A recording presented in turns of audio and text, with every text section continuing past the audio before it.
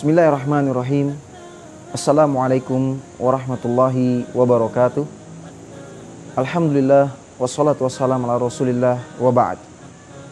Mentadaburi firman Allah Subhanahu wa taala, "Wa ma khalaqtul jinna wal insa illa liya'budun."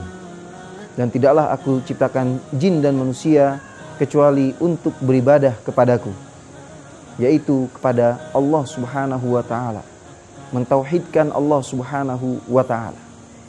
Dalam Quran surah Adz-Dzariyat ayat yang ke-56 ini menjelaskan secara eksplisit, secara terisyarat kepada kita semua bahwa mendidik anak ini adalah langkah bagi kita untuk menciptakan generasi yang muwahhid, generasi yang bertauhid, yang nantinya generasi yang bertauhid inilah sebagai penerus cita-cita besar kita sebagai hamba Allah Subhanahu wa taala yang terus beribadah kepada Allah Subhanahu wa taala, baik di saat kita masih hidup sehingga pahala itu terus mengalir untuk kita, dan juga kelak ketika kita sudah diambil oleh Allah Subhanahu wa taala, yang tersisa hanya nisan dan nama kita yang dikenang oleh orang-orang yang ada di sekeliling kita.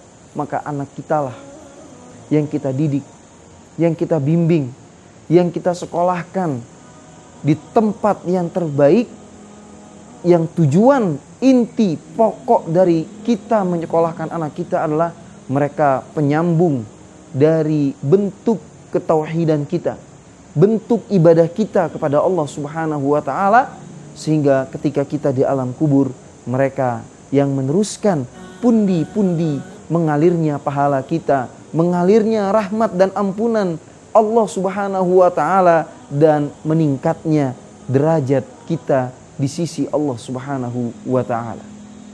Diciptakannya kita untuk beribadah kepada Allah, dan dihidupkannya kita untuk beribadah kepada Allah, dan diwafatkannya kita pun kita tetap bisa beribadah kepada Allah Subhanahu wa taala. Semoga Allah Subhanahu wa taala menjadikan kita hamba yang mampu menjadikan anak kita, generasi kita sebagai penerus ibadah kita di jalan Allah Subhanahu wa taala. Amin ya rabbal alamin.